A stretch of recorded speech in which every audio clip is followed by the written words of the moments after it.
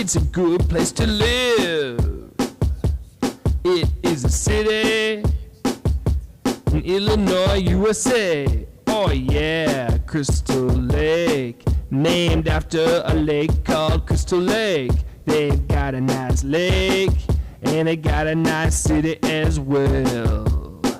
Crystal Lake is wonderful, wonderful place to live. Oh yeah, you got Woodstock Street. Oh yeah, you got William Street. You go to downtown Crystal Lake and you go shopping and have a lot of fun. Oh yeah, look at the Dole Mansion. Oh yeah, look at all the nice houses. Crystal Lake's got a lot of cool stuff. Yes it does, la la la. I like to go to Crystal Lake because it is a nice place to go. It's got a lot of nice neighborhoods with a lot of nice people who live in those neighborhoods.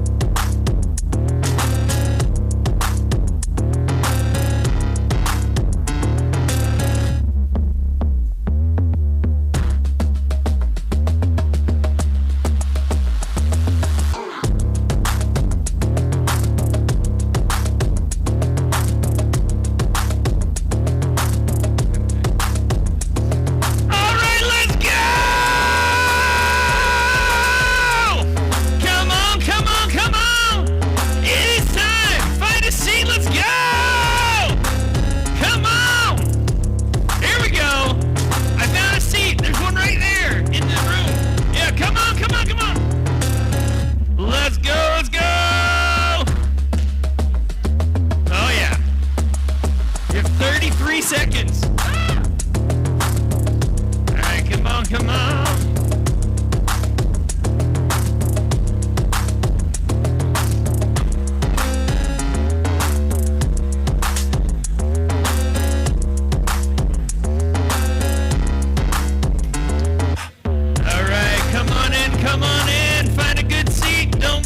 Bad seat. I don't know if there are really like bad seats. I don't know. All right, 5, 4, 3, 2. What? Hey, how's it going, Rick? All right.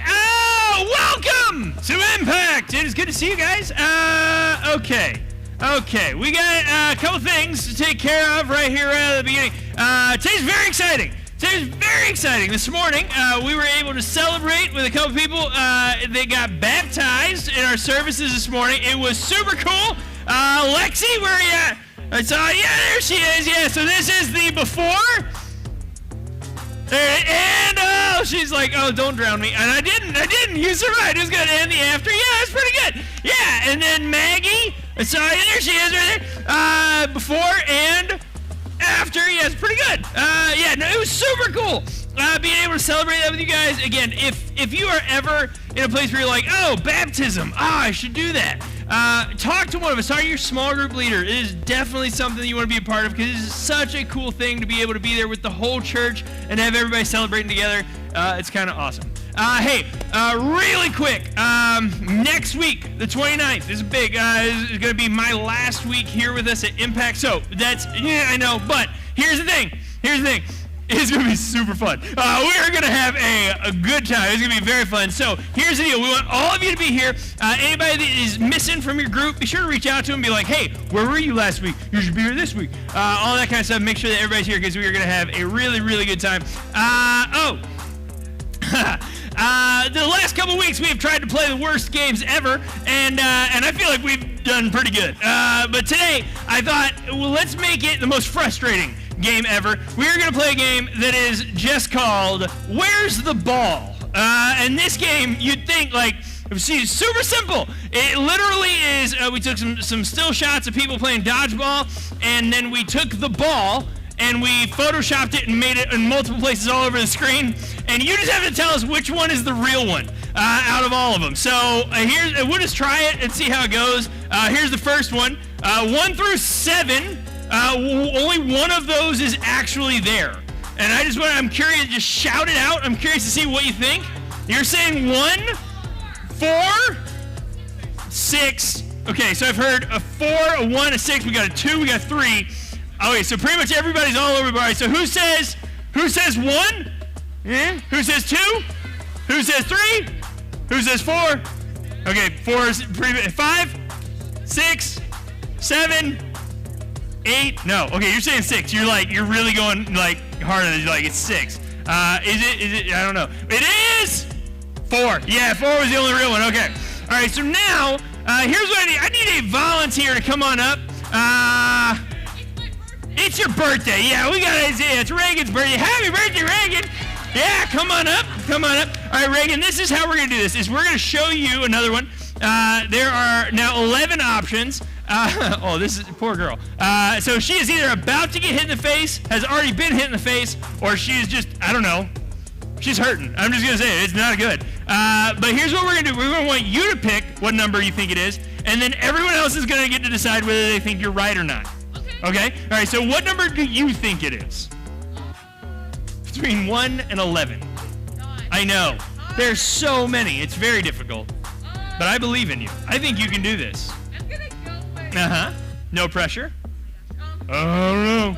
Let's do 5. Okay, so she is saying number 5. Do we agree that it is number 5 or disagree? Are we saying yes? Anybody say yes, she totally got it. 5, yeah. Who says not a chance? No way. There's no way. Really? All right, so how do you feel? You feel like you got it? You think you got it? I don't know. All right, what do we got? It is! Oh, it was number 8. Go sit down. It was a good try. Happy birthday, though. Not bad. All right, let's try a maybe less difficult. Maybe, I don't know. We'll try the next one. Let's see how it is. All right, it's 1 through 9. All right, this guy is either getting hit in the face or in the back of the head or maybe catching it if it's number 2, perhaps, but most likely not because let's face it, it's dodgeball. It's not going to go well for anybody playing. What are we thinking? Who thinks 1? Who thinks 2? Who thinks 3? 4? 5? 6? 7? 8? 9? 9? 8? 4? 2? It is 7. You think it's 7? You really? You think he's like, I'm going to catch this thing, and it's way back here. I want to point out real quick that this kid, whatever's happening, this kid is amazed at how this guy is not going to go well. All right, let's see. What is it? It is number 4. Oh, so much harder than it should be. All right, let's try one more. Oh, gosh. All right, 1 through 9. Shout it out. What do you got? What do you think? What? What do you think? You think it's 6? You're going 6? So we're saying 5? You're saying all of them are fake. You think it's a total sham. Like there's no way. It's not happening. I don't know. It's tough. This is harder than it should be. You'd think like this would be super easy, but it's really not. All right, where do we go? It is 6. Yeah. Okay. All right. How about this? Let's do the very no. Do the one with like 15 or 14. There's like one that has like so many. I'm curious. Yeah. Okay. All right. This one you got to pick 2. All right. There are 2. There's 1 yellow. There's 1 pink. Which ones do you think are real? Out of the pink ones, is it 1, 2, 10, 11, 12, 13, 14? 7? All right. So we're saying. I've heard some people saying this one is real. 17 is not even up here. That's not even a number. Oh man, that is tough. Who's saying? What is it? 27? We're saying 2 and 7. All right, what do we got? Which ones are they? They are 7 and 13. Not even close. So far up. It's gonna be all right. Hey, we're gonna have a really good time tonight. Here's what we're gonna do. We're gonna pray. We're gonna go into a time of worship. And then we're going to spend some time learning and going to small groups and having great conversations. It's going to be really cool. So I am super glad you're here. Why don't you bow your heads and let's pray together. God, thank you so much for tonight. Thank you for Impact. Thank you that we get to be here. And that we just get to have fun and hang out together and maybe find out a little bit more about you. I pray that you would be with us during worship, that you would hear what is on our hearts, and that you would know that we love you and that we just want to get to know you better. God, I pray that we would maybe learn something, and that even whatever we learn, that we'd be able to challenge each other in our conversations in our small groups, and that because of you, that we would maybe even leave here just a little bit different than how we walked in. God, we love you. It's in your name. Amen. All right, why don't you stand on up? Here we go.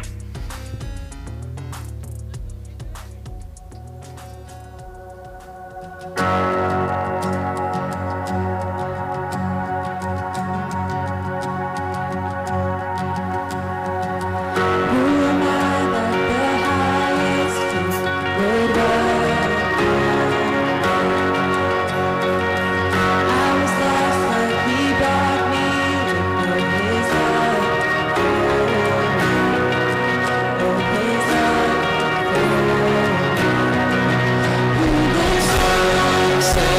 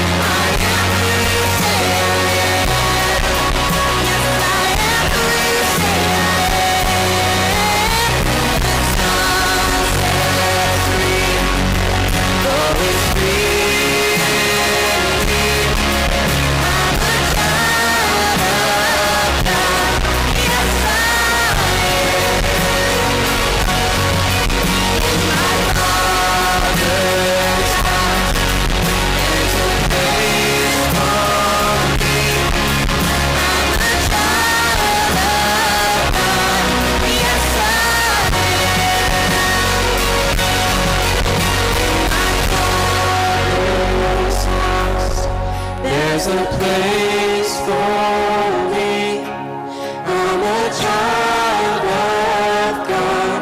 Yes, I am.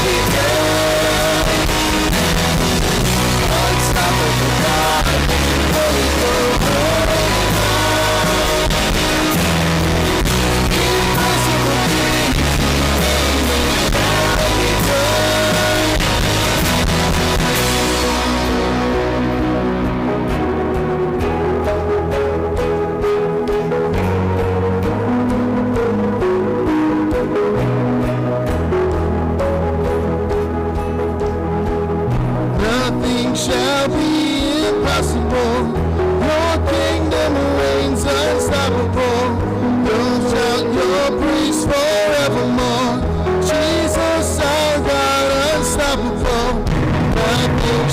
be impossible.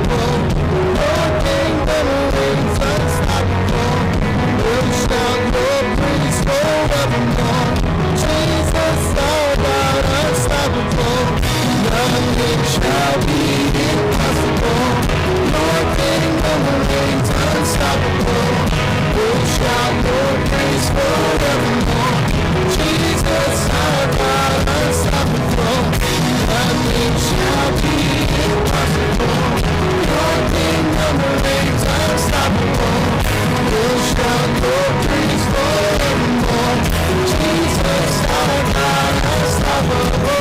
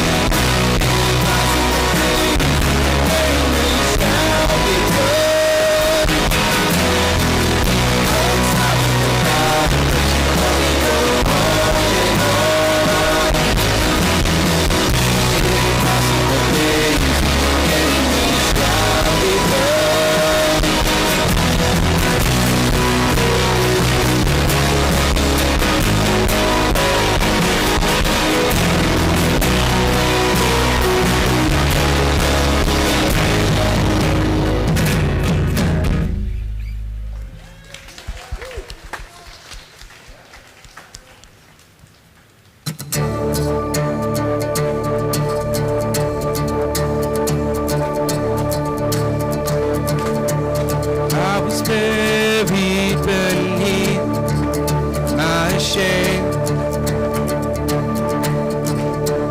Who could carry that kind of weight?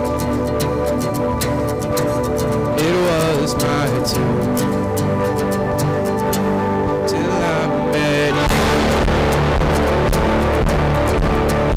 I was buried but not alive. My failures I've tried to hide. It was my turn till I met you. You called my name and I ran out of that grave. Out of the darkness to your glorious day.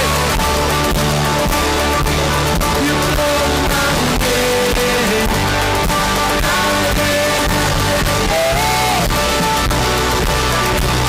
Out of the darkness to your glorious day.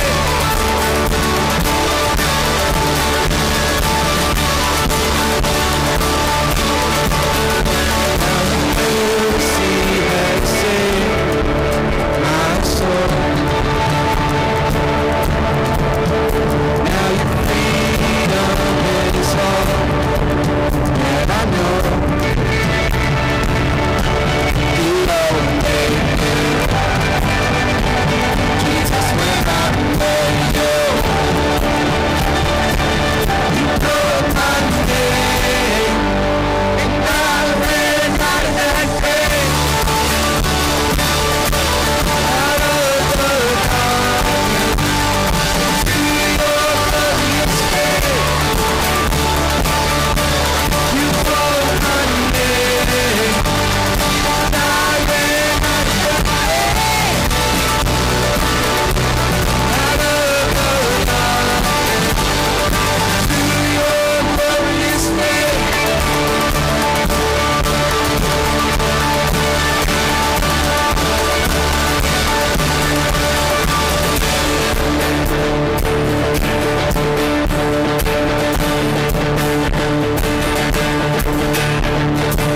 I need rescue, my sin was heavy. The chains break at the weight of your glory. I needed shelter, I was an orphan. Now you call me a citizen of heaven. When I was broken, you were my healing. My love is the air that I'm breathing. I have a future, my eyes are open. 'Cause when you call my name,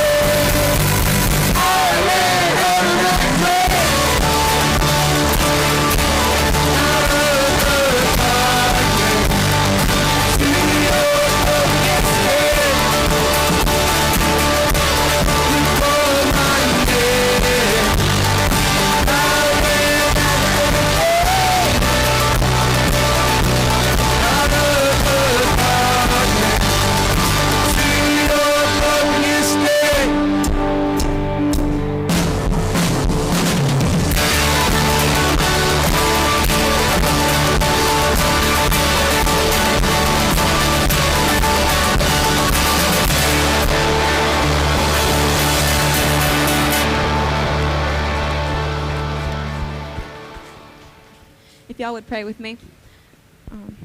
God, thank you for this wonderful opportunity that you've given us to gather together and worship you and learn more about you. Please bless everybody in this room tonight and watching online, if that's still a thing. And please help us to receive this message with open hearts and open minds. In your name we pray, amen.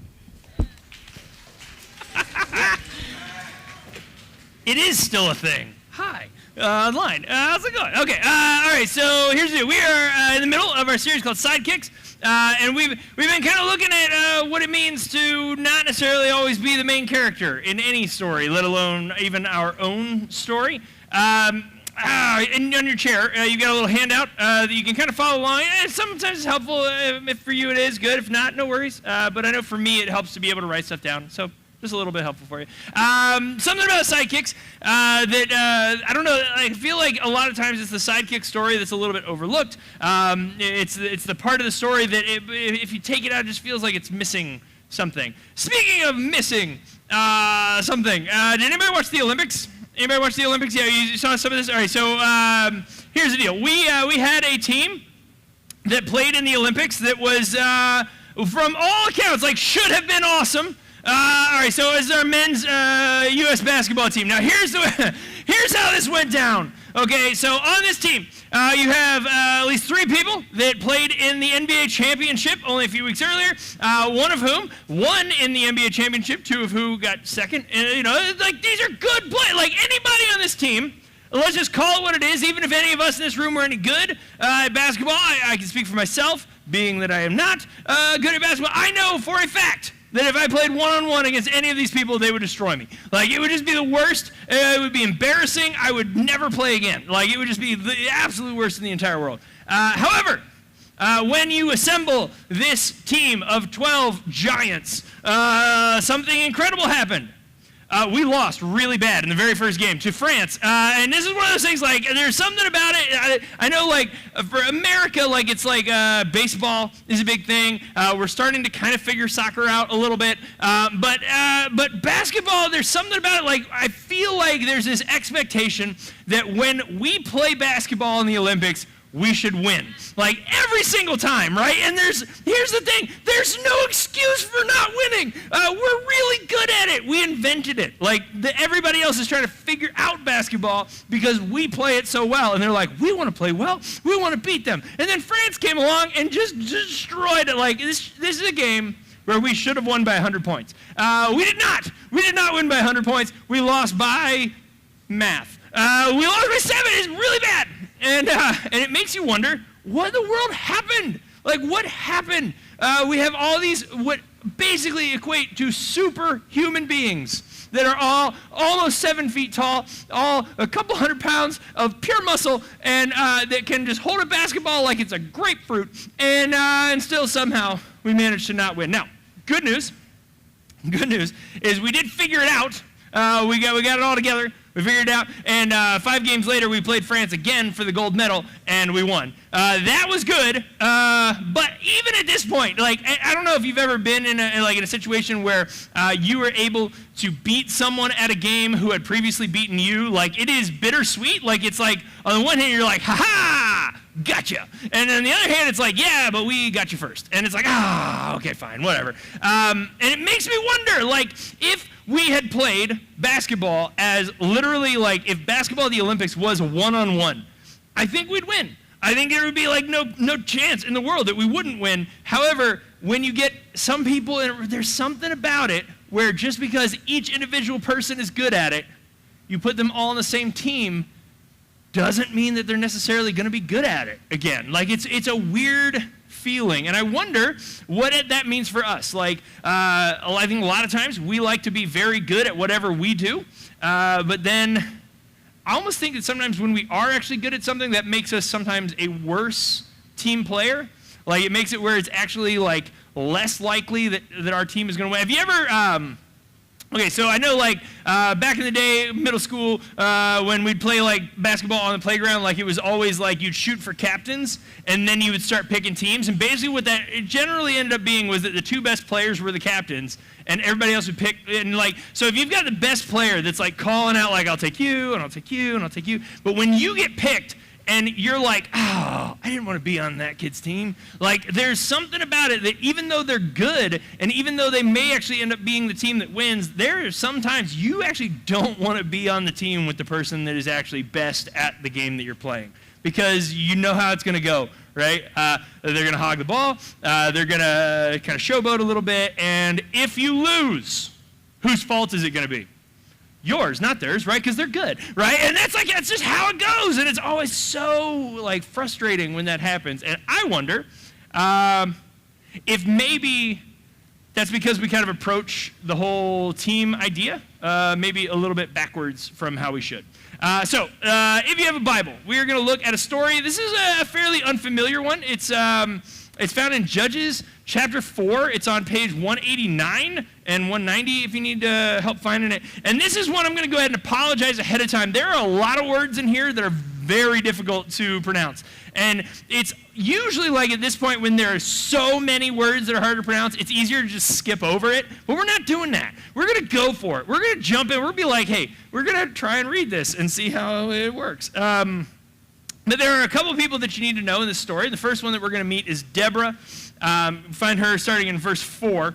It says, now Deborah, a prophetess, the wife, and here's the first one, Lapidoth, we'll go with that, was judging Israel at the time. So Deborah is in charge. She is like, for sure, like the person that when you got a problem, you go to Deborah. Why? Because Deborah can fix it. And it doesn't always mean that Deborah's going to fix it in your favor. It just means that she's going to see the problem and like, you're wrong, you're right, you're good, go. And everybody respects Deborah and everybody like takes whatever she says and they do it. You probably know people like this where pretty much whatever they say, you're like, oh, okay. And it's just like, you know, like there are other people if they suggest something and you're like, no. But there is that like one person that just for some reason, they're just in charge and they know it and they kind of run things. And that's how Deborah is. Deborah knows what she's doing. And so it says she used to sit under the palm of Deborah, which is a tree. And I mean, if you have your own tree, I would sit under it. That's how it works for me. Between Ramah and Bethel in the country of Ephraim. And the people of Israel came up to her for judgment. So people would travel from all around because they knew how wise and how honestly, like how, let's see, what was she? She was like, it wasn't just wisdom, it was like she was fair. And so they were like, oh, you know, like if you ever, oh gosh, you ever get in trouble in a class where you know the teacher just doesn't like you? And it's not that you know, it's like it makes it so much worse. It's like, no, okay, yes, I was doing the thing that you said I was doing, but I also know that you just don't like me, so now I'm in trouble for the thing, but then there's that other kid, right, who does that exact same thing and just manages to not get in trouble, and you're like, but it's because you like them more, and it just feels unfair. Deborah's not like that, and people know this about her, and so they actually travel from all over the place and say, hey, when we have a problem, you know who we go to? We go to Deborah. So it says this, it says, she sent and summoned Barak. This is the second person that we need to know. Barak. Oh, and this is where, oh, this is so bad. The son of Abinoam from Kedesh Naphtali, and said to him, now, all right, so this is confusing, how this is worded and what she's about to say to him. And we'll look at what it means here in just a second. He says, has not the Lord, the God of Israel, commanded you, go, gather your men at Mount Tabor, taking 10,000 of them from Naphtali and the people of Zebulun, and I will draw out Sisera, another person we need to know, the general of Jabin's army, to meet you by the river Kishon with his chariots and his troops, and I will give him into your hand. Okay, so this is what she said. She's like, hey, we got a bad guy. There's a bad guy. And she says to Barak, she's like, hey, didn't God tell you that you need to go fight him? And if you fight him, that you'll win? She's like, so if God told you that, why are you here? Like, why are you, what, like, go there. Don't bug me. Go there, because God told you to go there, and he told you that if you go there, you're going to win. And so here's the thing about Barak. Barak is not convinced that Barak knows what he's doing. And Deborah is convinced that it doesn't matter if Barak knows what he's doing because God knows what he's doing. And this is how Barak responds. It says, Barak said to her, if you will go with me, I will go. But if you will not go with me, I will not go. And so now he's kind of pulling. I feel like this was one of those things that I used to do with my brother and sister all the time, where it was like, if I knew I was going to go get in trouble, it was so much better to bring somebody along with me that could also get in trouble with me. Like, it wasn't that I would somehow get in less trouble. It was just better if we were in trouble together. Like, that's just how he's like, look, if I'm going to go to fight, I don't want to go by myself. I would rather take someone that I trust and someone that I know and someone that I know is a good person who is smart. And I want, look, if you're so convinced that God is going to help us win this battle, I'm going to go, but I want you to come with me. And so Deborah responds. She says, I will surely go with you. Nevertheless, the road on which you are going will not lead to your glory, for the Lord will sell Sisera into the hand of a woman. Then Deborah arose and went with Barak to Kadesh. And Barak called out Zebulun and Naphtali to Kadesh, and 10,000 men went up at his heels, and Deborah went up with him. Now, okay, so basically Deborah's like, hey, look, yeah, God told you to go, but you're saying no, we need all of us to go. So if we all go, then here's what's going to happen. Yeah, we're going to win still because God said that we would, and that's how it works. But you got to know that when this all is said and done, that people are not going to talk about this story about how you won. There's going to be somebody else that's going to be the one that gets all the glory for this. And Barak, at this point, is like, okay, yeah, I'm good with that. And that's what I think honestly stands out to me as the weirdest part of this story is like, if you have a chance to be the one that's the hero, to be the one that everybody's like, oh my goodness, I can't believe you did that. Like, if it's me, I'm going to take that opportunity. Like, I'm going to be like, sweet, let's do this. It's going to be me. You know, and like, but for some reason, Barak is like, no, you know what? Actually, I'm cool with that. And later in the story, it's actually a really good one. I would encourage anybody to read it. There's this lady named Jael that comes out, and she kills Sisera by sending a tent peg through his head into the ground. It actually says it's very violent. It's remarkably graphic about it, too. You should read it. It's great. But what ends up happening in that is Barak is not the hero. He's not the hero in this story. And I read this at first, and I think, oh, man, he really missed out. And then I read it again, and I read it again, and I read it again, and I'm starting to think maybe, just maybe, he actually didn't miss out.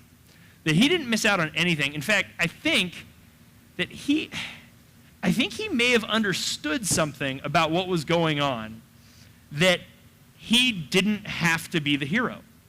And I wonder if given that same opportunity, would we be the kind of people that say, but I have to be the hero? Or would we be like Barak and say, that's cool, I can share the glory, that's fine. Actually, you know what, at the end of it, if somebody else gets to drive a tent peg through somebody's head, that's kind of cool, I'm going to let that happen, that's fine, I'll let somebody else take that. Like that's, and it's just, it seems so foreign to us, I think, to ever say, in all of this, if there is going to be a hero, I'm okay with it being someone else. And maybe, just maybe, I'm okay with it being all of us. I'm okay with it being more of a team effort. And I think that we just like Team USA in Game 1 of the men's basketball at the Olympics. I think sometimes we got to really figure out how to be a good team player. I think we got to figure out what it actually means for us to be a good team member, a good teammate, somebody who can share the glory with other people. And so for me, what I think, there's a couple things that may help us understand what it means to be a good teammate, a good team member. So a good teammate is the kind of person that recognizes that God does not call any of us to be the solo player. You start looking through all of Scripture. There is like none. There's nobody that is just like, hey, I'm going to pick you and you alone to be the hero. Like, you're the only person. Even Jesus himself, he travels around with the disciples. He's got all these people. He even, at one point, Jesus even says, hey, I want you to succeed so much that I'm out. Like, I'm going to leave, and I'm going to let you go ahead and do what you need. Like, it's this really cool, like, team experience that happens here. And I feel like there's something that we can take from that, not just in Deborah and Barak and Jael's story, but in Jesus' story, and in, honestly, any story, and hopefully in our own, as to what it looks like for us to be a good teammate. So there are three things that I think that we can do if we're going to be a good teammate. First is a teammate sees the collective over the individual. If you are ever playing a sport that is a team sport, but it feels like you're the only one playing, here's a hint. It may be that your team is not as good as you. That's possible. But if that's the case, you're also playing the game wrong. Like, that's plain and simple. Like, if there is just one player that is the only person that's important on the court at any given time, they are playing wrong. Just as much as everybody watching is probably watching wrong. And it's not the way the game was designed to be played, and it's not the way that the game actually works in the long term. Because immediately, whatever happens to that one star player when they get hurt, oh man, the team is in a very not good place very, very quickly. Like, it doesn't go well. And usually what ends up happening when that one player who's amazing gets mad, they take it out on everybody else, and then you usually leave and go somewhere else. Like, that's just how sports like that work. Usually if there's only one player that's good on the team, they don't end up being on that team for very long. It just doesn't work out well. Second thing that a good teammate does is that they count the team's win as their own.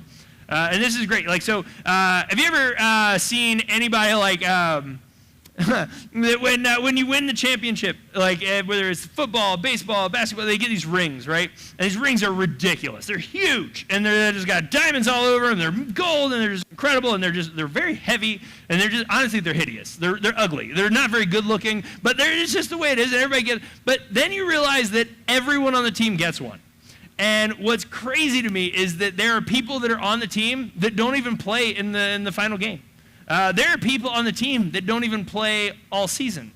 And at the end of the day, do you know who gets a ring? Everybody gets a ring. And the reason for that is not because it's like a participation trophy or anything like that. It's like, no, actually every time the team wins, everyone on the team wins. And that's a big deal. And every time that one of us wins, we all do. Like, there's a mentality to that, and I think that we can really, if we're willing to see what we are doing and what God is calling us to as something that we can all win at, that we can win together at, I feel like we have a better shot. Last thing that they do is good teammates don't care who scored. They just know the team won. Have you ever, okay, so this, I'm just going to go ahead and I'm just going to throw it out there. I hate soccer. I hate it. I don't understand it. I don't get it. It doesn't make any sense to me. Everybody's tried to explain it. They're like, no, it's a great sport. You just don't understand it. I know. I don't understand it. I don't get it. What I don't get is this kind of same thing as hockey. Like, you win a game by scoring 2, like sometimes 3, like it just doesn't feel like enough. But imagine you get to the end of a soccer match and it's 3-0, and you're like, yeah, we won, and then you're like, but the wrong person scored. That's just not how soccer works. You can't be mad that the wrong person made the winning goal, or that the wrong person hit the winning run, or the wrong that's just not how games work, and it's not how any of this works either. What God is calling us to be, what God is calling us to do, it's not like there's a right person and a wrong person to do the right thing. We're all called to do the right thing, and we're all called to win. And so if we ever find ourselves getting mad at somebody else because they got to do something, or God used them in some certain way, or God, there's this point we get really jealous. And I think that when we start getting upset at what God is doing in the lives of other people, I wonder if that might say more about us than it does about them. I think for us, we just need to realize that God has created this whole thing to be a team sport. You can't make it through this alone. Like, it's just not how it works. It's not supposed to work that way. And that's why we do small groups. That's why we spend time together, is because we know that the more that we're together, the more that we're able to win together. And so that's what I'm hoping for you, is that just like Barak, realizing that he didn't need all the glory, that it would actually be better if that was shared around. My hope is that for you, that as you're in your groups and your conversations today, that maybe you find a way to see the value in every single person that's in your group, and to realize that there's not any single person that's more important than anyone else. And I think if we do that, the more and more that we do that, the more, honestly, the more I think we start to look like Jesus. And I think that's the goal. I want to pray for you, and we're going to head to our groups, and we're going to just spend some time together. God, thank you so much for Impact, and for just being able to hang out together tonight, and to be able to be in a place where it's okay for us to not seek to seek the glory for ourselves, or to seek special attention, or to seek I don't know, anything that puts us above anyone else, but actually to be in a place where the real win is that we all see the value in all of us, that we realize that this is not a solo sport, that this is a team sport for sure. And God, I just pray that maybe you would help us to recognize the times when we may feel like we're trying, or maybe that we even want to do this on our own. And you would remind us that that's just not the way it was designed. That's not the way the game is played. The game is much better when we realize that we're a team. And I think not only is it better, but we play better. And I think we win. And God, I know that that's what you want for us. God, I want to just ask you that you bless the rest of our evening and know that we love you. It's in your name. Amen. All right, here's what we're going to do. We're going to head out to our groups. If you don't know what group you're in, or if you're here for the very first time and you're like, I don't even know what a group is, come on up here. We'll help you find the right spot to get in. But otherwise, go!